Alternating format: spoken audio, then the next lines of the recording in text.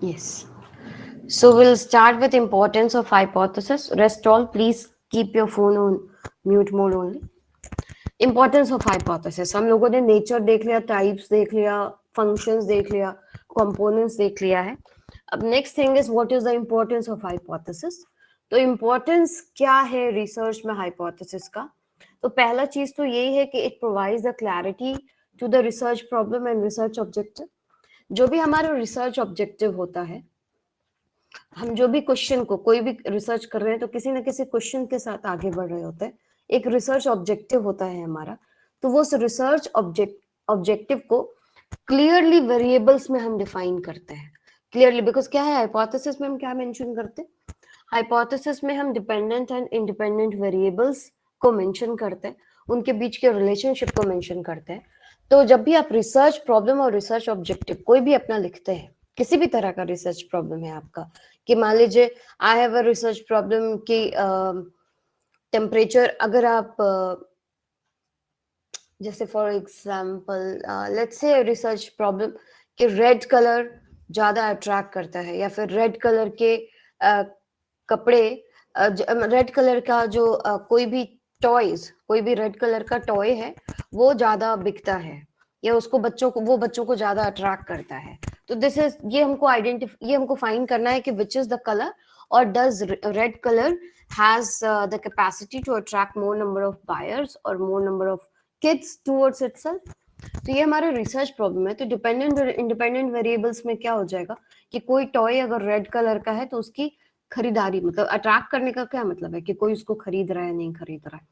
तो जितने भी टॉयज हैं उसमें से अगर रेड कलर का टॉय सबसे ज्यादा बिकता है तो ऑब्वियसली वो रेड कलर का टॉय सबसे ज्यादा अट्रैक्ट करता है लोगों को. तो जब भी आपका कोई रिसर्च प्रॉब्लम है उसको वेरिएबल्स में डिफाइन करने में हेल्प करता है आपका हाइपोथेसिस. और इससे क्या होता है कि आपको रिसर्च प्रॉब्लम में क्लैरिटी आ जाती है, आपका जो रिसर्च ऑब्जेक्टिव है उसमें क्लैरिटी आती है. उसके बाद second thing is the it describes, explains और प्रोडिक्ट्स द एक्सपेक्टेड रिजल्ट और आउटकम ऑफ द रिसर्च. ये क्या करता है? एक्सपेक्टेड रिजल्ट या फिर आउटकम को भी डिस्क्राइब करता है, को ही डिस्क्राइब करता है. जैसे कि कल के एग्जाम्पल में मैंने बताया था कि व्हाट आई एम एक्सपेक्टिंग कि मैं ये कोई दवाई खाऊंगी या मैं कोई एक रूटीन फॉलो करूंगी तो मेरा वेट रिड्यूस हो जाएगा. तो वो क्या है, मेरा जो क्या एक्सपेक्टेड आउटकम, हम एक आउटकम चाह रहे हैं. अगर हम कोई दवाई खा रहे हैं तो उससे एक हम आउटकम चाह रहे हैं कि मेरा 2 किलो वजन 1 महीने में घटना चाहिए. तो that is my expected outcome. अब वो एक्सपेक्टेड आउटकम आएगा या नहीं आएगा, that has to be tested experiment के बेसिस पे, ऑब्जर्वेशन के बेसिस पे, या फिर कोई भी स्टैटिस्टिकल मेथड यूज करके हम उसको चेक करेंगे. लेकिन आउटकम क्या, आउटकम को हम पहले लिखते हैं. मतलब जो ऑल्टरनेट हाइपोथेसिस है वो हमको क्या करता है, वो बेसिकली हमारा जो डिजायर्ड रिजल्ट है, जो हमारा बायसनेस है, जो हमारा एजम्पशन है, उसको पहले एक्सप्लेन करने में हेल्प करता है. It indicates the type of research design. किसी भी तरह का, जब आप रिसर्च डिजाइन पढ़े ही है तो किसी भी तरह का जो भी हाइपोथेसिस अगर जब आप लिखते हैं, हाइपोथेसिस के बेसिस पे ही आप रिसर्च डिजाइन बना सकते हैं. अगर आप मान लीजिए आपका जो रिसर्च है उसमें हाइपोथेसिस है ही नहीं, मतलब आप ऑब्वियसली आप एक्सप्लेनेटरी रिसर्च कर रहे हैं, आप बस, या फिर आप एक्सप्लोरेटरी रिसर्च कर रहे हैं, आप बस एक्सप्लोर कर रहे हैं जो जैसा है. अगर आप मान लीजिए डिस्क्रिप्टिव रिसर्च कर रहे हैं तो ऑब्वियसली वहां पे जो हाइपोथेसिस है वो सिंपल, जो चीजें जैसी हैं उसको प्रेजेंट करता है. तो वहां आपका क्वेश्चन फॉर्म का हाइपोथेसिस नहीं है. ठीक है. और अगर आप मान लीजिए कोई भी एक्सपेरिमेंट बेसिस का एक्सपेरिमेंट रिसर्च कर रहे हैं या कोई लैब रिसर्च कर रहे हैं, तो वहां पे क्या है कि आपका जो हाइपोथेसिस है वो पहले से लिखा हुआ है. तो वो हाइपोथेसिस से आपको पता चलता है कि हमको किस तरह का डेटा एनालिसिस करना है, किस तरह से डेटा को कलेक्ट करना है. तो रिसर्च डिजाइन और आपका सैंपल कहाँ से होएगा.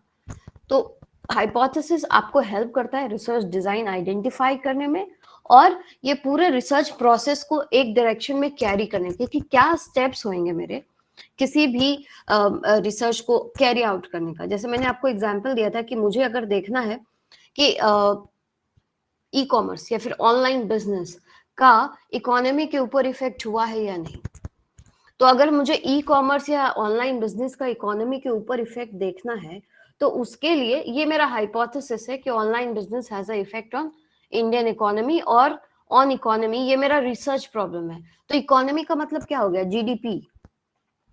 ठीक है, तो हम जो हाइपोथेसिस लिखेंगे तो उसमें लिखेंगे online business has an impact, जो हमारा ऑल्टरनेट रहेगा। ऑल्टरनेट हाइपोथेसिस क्या है कि online business has an significant impact on the GDP of India, ये हमारा ऑल्टरनेट है। नल में क्या होगा, online business does not have any impact on the GDP of India.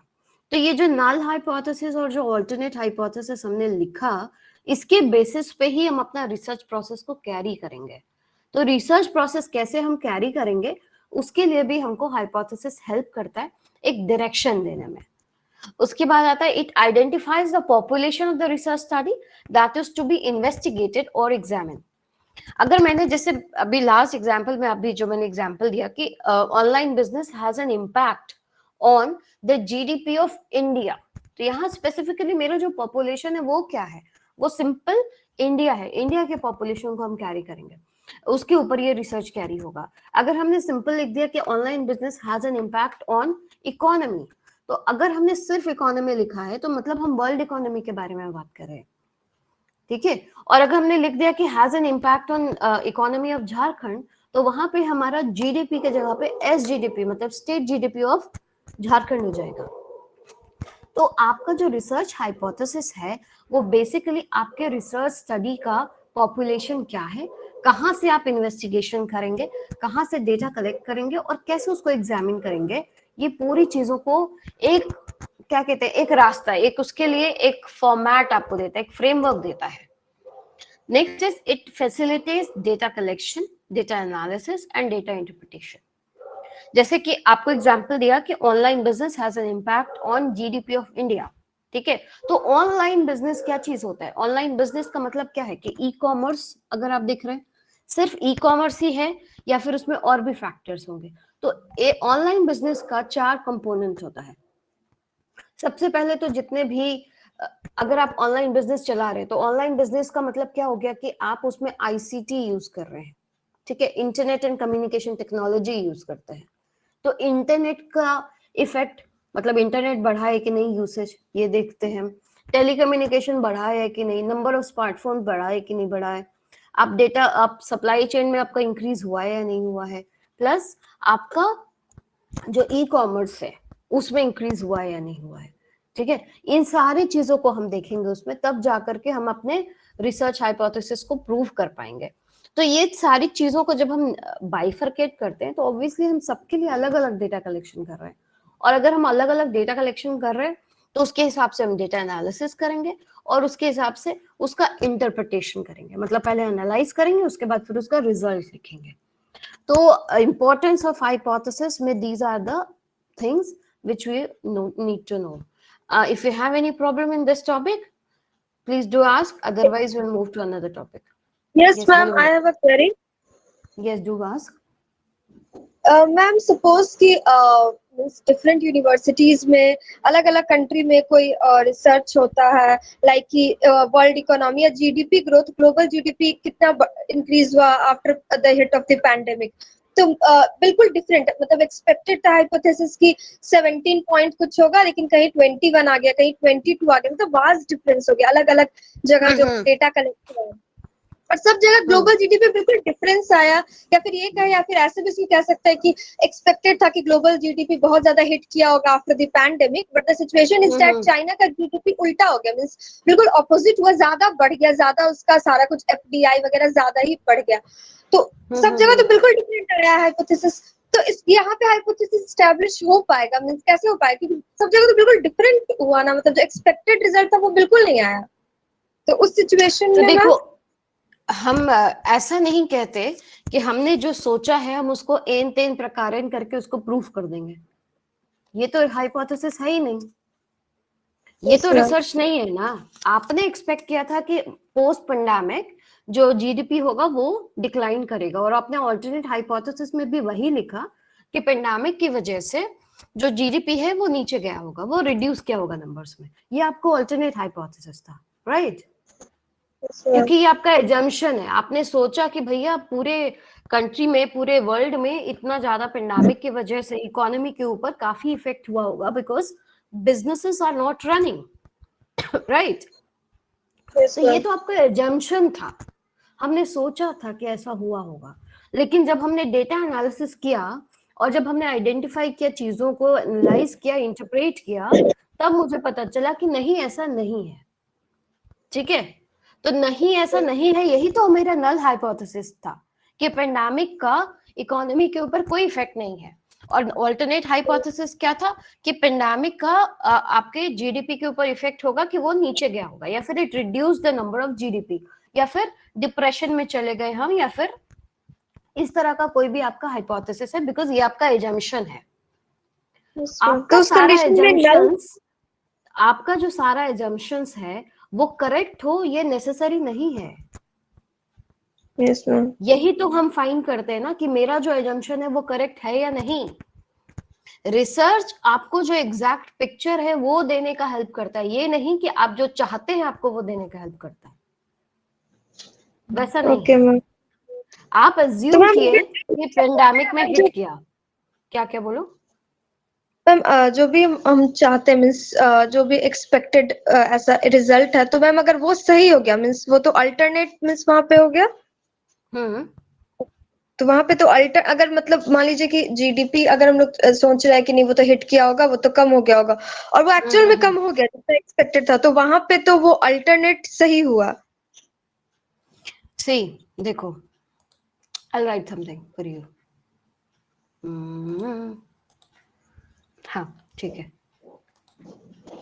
चलो, यहाँ पे नल हाइपोथेसिस जो तुम कह रही हो, ठीक है, null hypothesis that is H0, यहाँ पे जीरो हम नीचे नहीं कर सकते, तो इसमें यहीं पे रहेगा।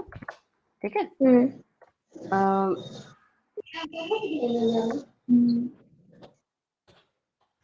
क्या होगा बताओ, क्या था हमारा क्वेश्चन, क्या था, पोस्ट पेंडेमिक या फिर there is no significant decline in the GDP. Growth हम लिख सकते हैं, लेकिन ग्रोथ कोई नंबर नहीं है, तो हम यहाँ पे क्या करते हैं, हमेशा नंबर्स लिखेंगे। तो क्या लिखेंगे, GDP, there is no significant decline in the GDP of, say suppose, India or China, India post pandemic, ठीक है, pandemic, okay, this is my ये हो गया मेरा H1, H0 हो गया, ठीक है। दूसरा आता है, अब इसको ऑल्टरनेट, दैट इज H1,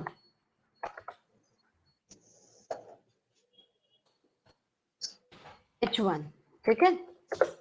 अब आपका इसमें क्या है, एजम्पशन हम लिखेंगे, there is significant decline in the GDP of India post pandemic। ठीक है, तो these are the two things। ये क्या है, ये जो चीज है,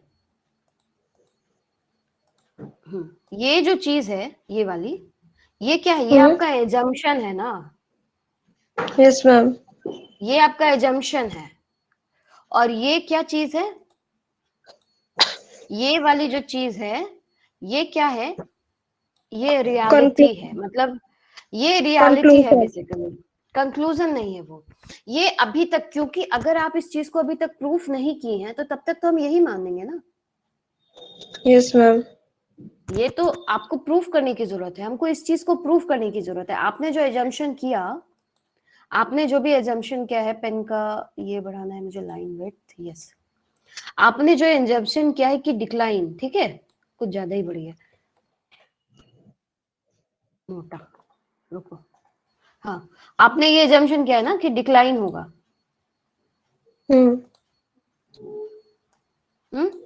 लेकिन यहाँ पे नल में क्या है, नो डिक्लाइन। ये नो डिक्लाइन जो चीज है, ये तो करंट स्टेटस है, क्योंकि आपने जब तक चेक नहीं किया, पानी का टेम्परेचर कम हो गया, बिना नापे कैसे कह सकते हो कि टेम्परेचर कम हो गया, नहीं कह सकते हो ना।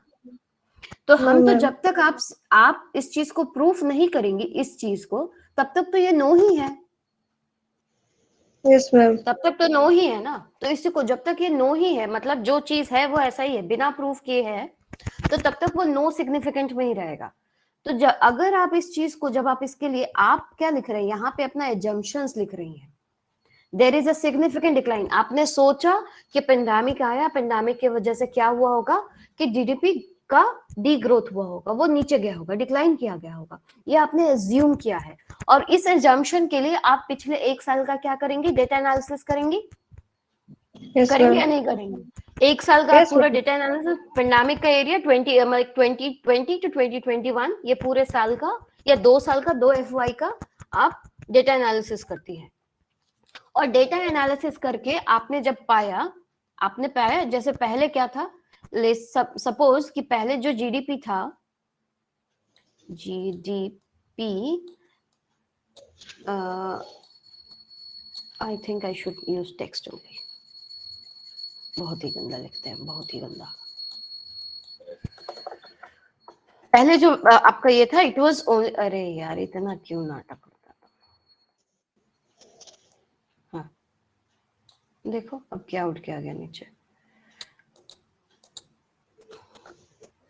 I'm really fed up.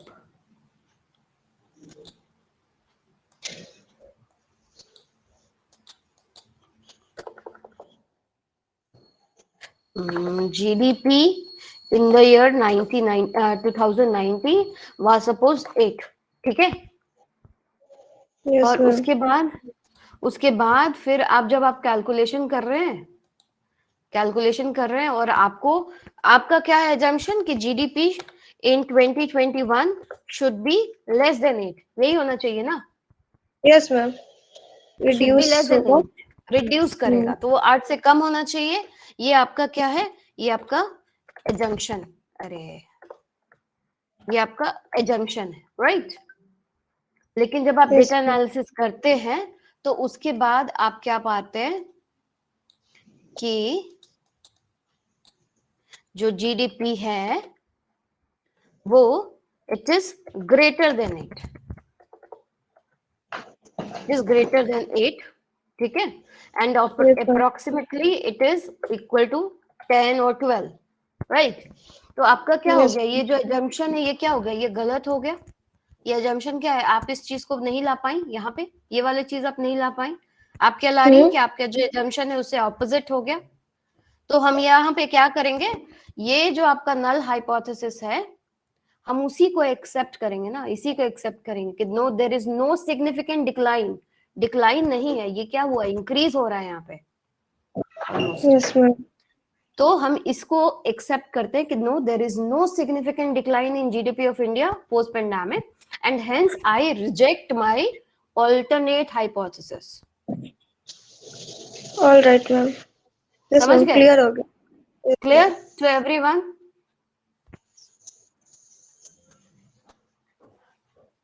Clear है सबको। अरे कोई है यस मैम। क्लास में। Yes ma'am. हाँ yes ma'am. Yes ma'am.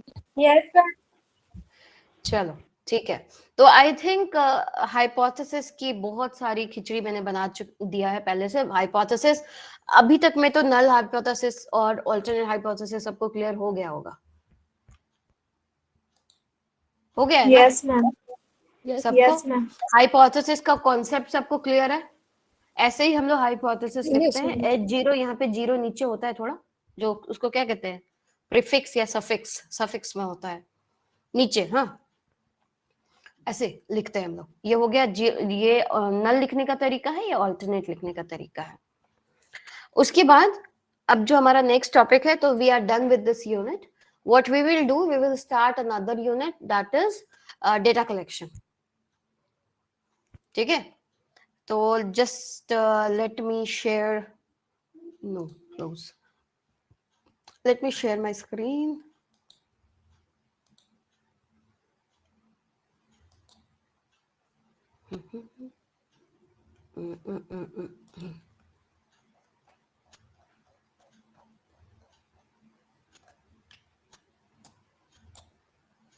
Visible to everyone?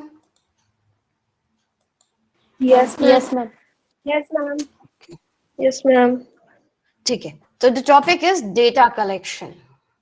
Data, अभी तक जितना भी हम लोग हाइपोथेसिस और ये सब के बारे में बात कर रहे हैं, रिसर्च के बारे में बात कर रहे हैं, तो हमेशा एक ही चीज बार बार कहते हैं कि हमें डेटा कलेक्शन करना पड़ेगा, डेटा कलेक्शन का सोर्स चाहिए, सही डेटा कलेक्शन करना है सैंपल में से, तभी जाकर के हम डेटा को एनालाइज करेंगे और उसके अकॉर्डिंगली हम डेटा इंटरप्रेट करेंगे। तो for example there is a class of say suppose 40 people, ठीक है, और हम क्या करते हैं, 40 लोगों का एक क्लास है और उस 40 लोगों के क्लास में मुझे एवरेज हाइट निकालनी है। तो उसमें छोटे हाइट के लोग भी हो सकते हैं, बड़े हाइट के भी लोग हो सकते हैं। तो मैं क्या करती हूँ कि मैं सबको पहले एक लाइन से खड़ी कर देती हूँ, सबको लाइन से खड़ा कर दिया, असेंबली के टाइम में मैं चली गई डेटा कलेक्शन करने। तो असेंबली में क्या होता है कि जो सबसे छोटा होता है वो सबसे आगे लगता है और सबसे जो लंबा होता है वो सबसे पीछे लगता है। स्कूल में होता था आप लोगों के ऐसा? Yes, ma'am. Yes, Yes, ma'am. ma'am. होता Always. था। हमारे स्कूल में भी ऐसे ही होता था और मैं हमेशा सबसे आगे ही लगते आई हूँ आज तक। तो उस क्लास में अब मुझे जाना है और एवरेज हाइट कैलकुलेट करना है। 40 लोगों का बैच था। अब मैं क्या करती हूँ, मैं लास्ट के 10 बच्चों का हाइट ऐड करती हूँ और उससे मैं एवरेज निकाल लेती हूँ, ठीक है। मैं दूसरे दिन फिर जाती हूँ और मैं आगे से जो 10 लोग हैं उनका हाइट निकालती हूँ और उनका एवरेज कर देती हूँ। दोनों सेम रहेगा, दोनों डिफरेंट रहेगा? बताओ। डिफरेंट रहेगा क्योंकि आगे तो सिर्फ छोटे डिफरेंट रहेगा। Yes, very good. डिफरेंट रहेगा, क्यों? क्योंकि आगे तो सिर्फ छोटे लोग थे और पीछे में सिर्फ लंबे लोग थे, ठीक है। तो ऑब्वियसली क्या होगा कि जो हमारा एवरेज साइज रहेगा, average of height of the class जो रहेगा वो दोनों केस में डिफरेंट रहेगा। तो क्या वो क्लास का जो एवरेज है उससे मैच करेगा? जो पूरे क्लास No. का एवरेज है, एवरेज हाइट से मैच करेगा? No, No, ma'am. ma'am. ये तो no no, no no different. No, different No, रहेगा। ma'am. तो इसी तरह से अगर आपको कोई बोलेगा कि आप डेटा कलेक्शन करके और आप एवरेज हाइट बताइए पूरे क्लास का, तो ना ही हम लास्ट के 10 लोगों का बताएंगे तो सही होगा, ना ही हम पहले के 10 लोगों का हाइट बताएंगे तो सही होगा। और तो दोनों कंडीशन में क्या होगा कि जो हमारा average height of the class है वो क्या हो जाएगा, गलत हो जाएगा। क्योंकि हमने क्या किया, पहले केस में हमने गलती क्या की कि सबसे जो लंबे वाले थे उनका ले लिया, दूसरे में हमने गलती क्या की कि जो छोटे वाले थे उनका ले लिया। लेकिन एवरेज का मतलब क्या होता है, there should be combination, correct representation of the entire data. Sampling में हमने पढ़ा है कि सैंपल करेक्ट अगर आप नहीं लेंगे तो आपका डेटा कलेक्शन क्या होगा, वो गलत हो जाएगा। आप तो डेटा कलेक्शन करेक्ट ही कर रहे हैं, 10 लोगों को चुनना है 10 लोगों को ही चुन रहे हैं, लेकिन आपने क्या किया, सैंपल गलत चूज कर लिया।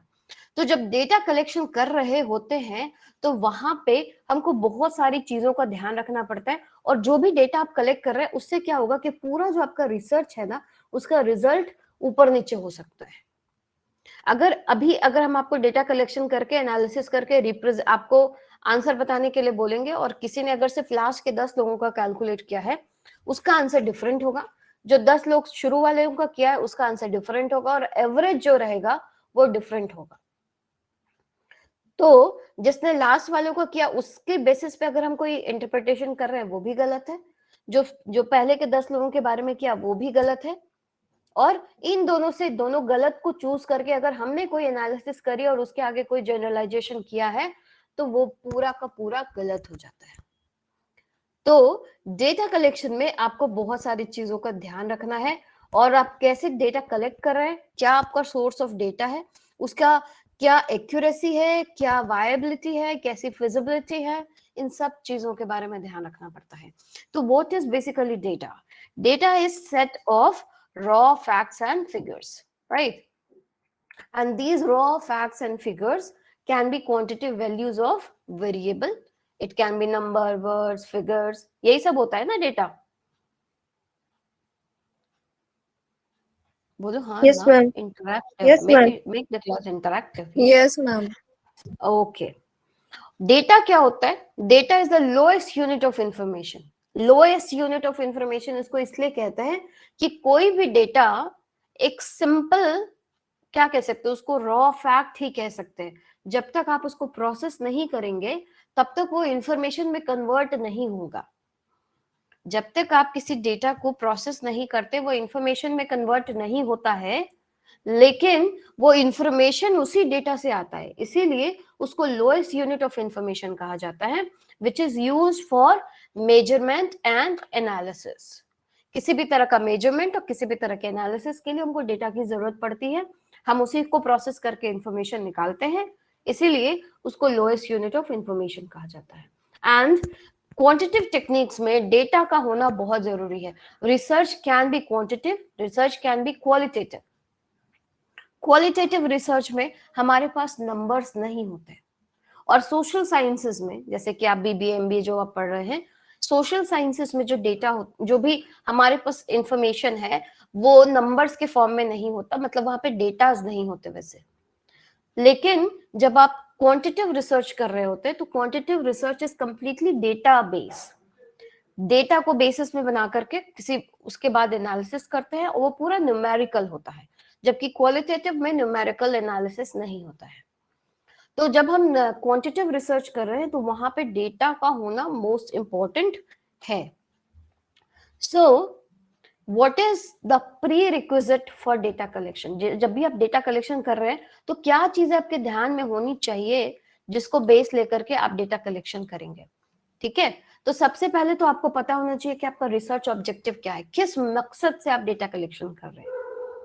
आप एक रांची वुमेन्स कॉलेज को का रजिस्टर देख लीजिए, या फिर आप अली के पास चले जाइए, और अली के पास पूरा, उसके पास तो हर तरह का डेटाबेस है ना, कितने टाइम में किसने एडमिशन लिया, कब एडमिशन लिया है, कितना फीस दिया है, नहीं दिया है, कितना मार्क्स है, उसके पास हर तरह का डेटा अवेलेबल है।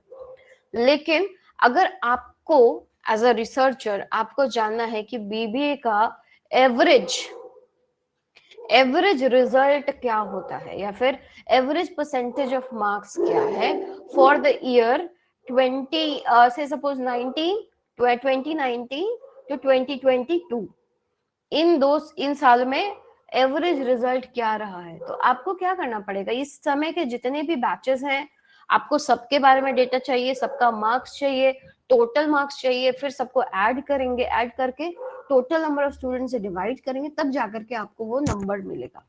तो आपका जो रिसर्च ऑब्जेक्टिव है वो जब तक क्लियर नहीं रहेगा तब तक आप ये सोच नहीं पाएगा कि किस तरह का आप एनालिसिस उसमें करेंगे या किस तरह का डेटा कलेक्शन करना है। तो research objective should be clear.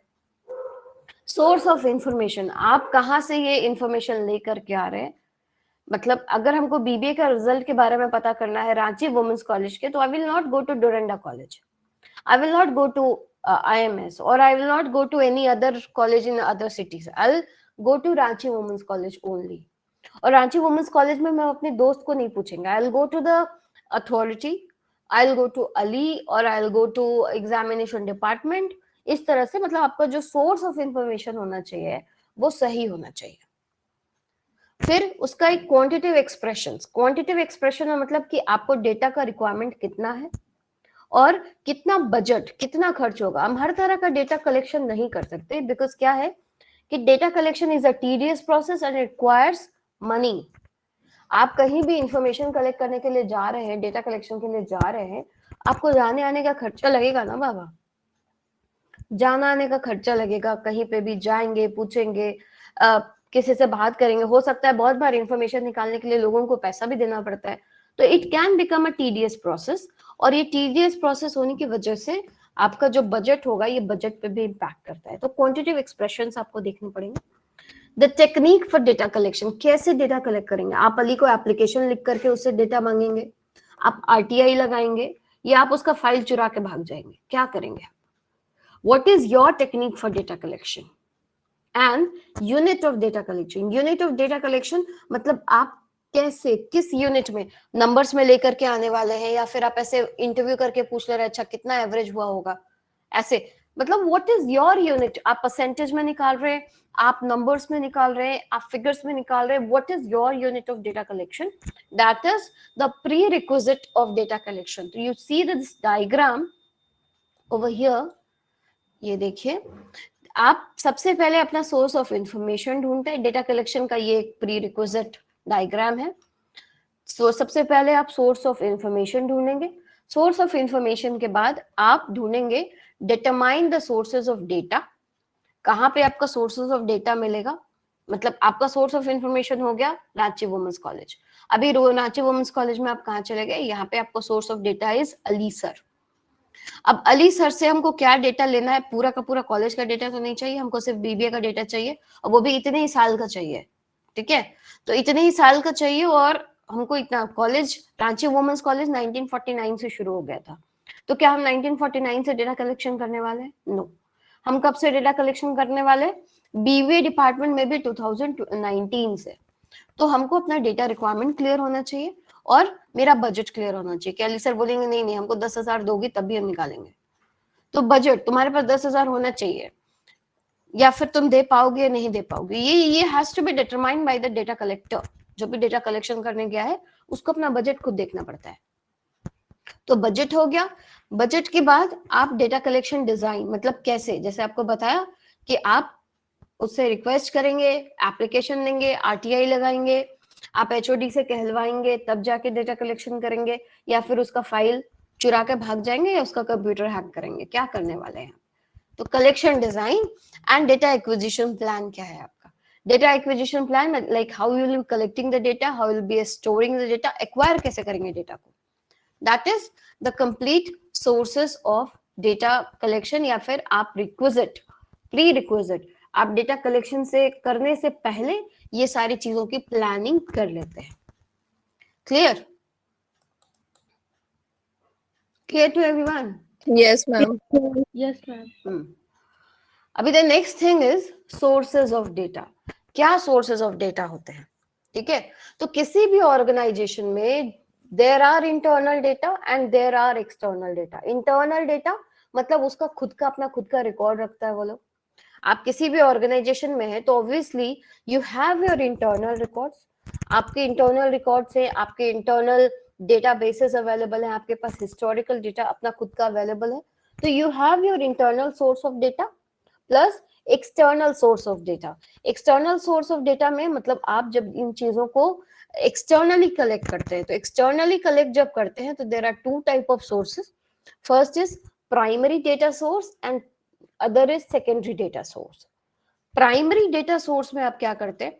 Primary is basically the first hand data, जिसको आप पहली बार एकदम फ्रेश, आप गए हैं, वो चाय की पत्ती चुनते हैं ना, तो वो चाय की पत्ती आप फर्स्ट हैंड डेटा कलेक्ट कर रहे हैं। यहाँ पर आपसे पहले किसी ने भी इस तरह का डेटा कलेक्शन नहीं किया है। You are the one who are doing this data collection for the very first time. ठीक है, तो फर्स्ट हैंड डेटा कलेक्शन आप कर रहे हैं, reliable, authentic, not being published anywhere. इसके पहले ये डेटा कहीं और अवेलेबल नहीं हो, आप ही गए हैं चुनने, सबसे पहले आप उसको कलेक्ट करने के लिए गए हैं। ठीक है, and validity higher than secondary data, because यहाँ पे क्या है कि हम किसी और के रिसर्च से इन्फ्लुएंस नहीं हो रहे होते हैं और अपने से खुद से कलेक्शन कर रहे हैं, खुद से सारा डेटा लाए हैं। तो यहाँ पे क्या होती है, इसकी ऑथेंटिसिटी ज्यादा होती है, वैलिडिटी ज्यादा होती है, and it is obviously it is first hand data. ठीक है, तो this is primary source of data. इसके मेरिट्स को हम लोग बाद में डिस्कस करेंगे। सेकेंडरी मैं बता रही हूँ। हाँ हाँ मैम, प्राइमरी डाटा कलेक्ट करते हैं तो हम लोग पुराना कोई भी हेल्प नहीं लेंगे जो पहले से पब्लिश है या कुछ भी, मतलब 1% भी नहीं। जब हम पुराना कोई डेटा का हेल्प लेते हैं जो पहले से पब्लिश्ड है, इधर इन जर्नल्स, इधर इन एनी गवर्नमेंट जर्नल्स, कोई रिसर्च किसी ने पहले से कर रखा है उसके बेसिस पर, या फिर कोई भी डेटा, कोई भी रिलायबल डेटा सोर्स जहां से हम डेटा कलेक्ट कर रहे हैं, वहां से अगर हम पहले से मौजूद डेटा यूज करते हैं तो उसको हम सेकेंडरी डेटा कलेक्शन कहते हैं। और अगर हम पहली बार अपने से कोई भी डेटा कलेक्शन कर रहे हैं तो उसको हम प्राइमरी डेटा कलेक्शन कहते हैं। समझे? Yes ma'am. सेकेंडरी, जैसे ही हम दूसरे का डेटा यूज किया इट बिकम सेकेंडरी। हम खुद का डेटा यूज कर रहे हैं, खुद से कलेक्ट कर रहे हैं, उसको हम कहते हैं प्राइमरी। तो आज हम यहीं पे रोक देते हैं, प्राइमरी और सेकेंडरी। अब इसके टाइप्स क्या होते हैं, merit, demerits, advantage, disadvantage, that will discuss in the next class. Okay, so thank you very Yes, much. ma'am. Thank you thank you ma'am. Thank you ma'am. Thank you.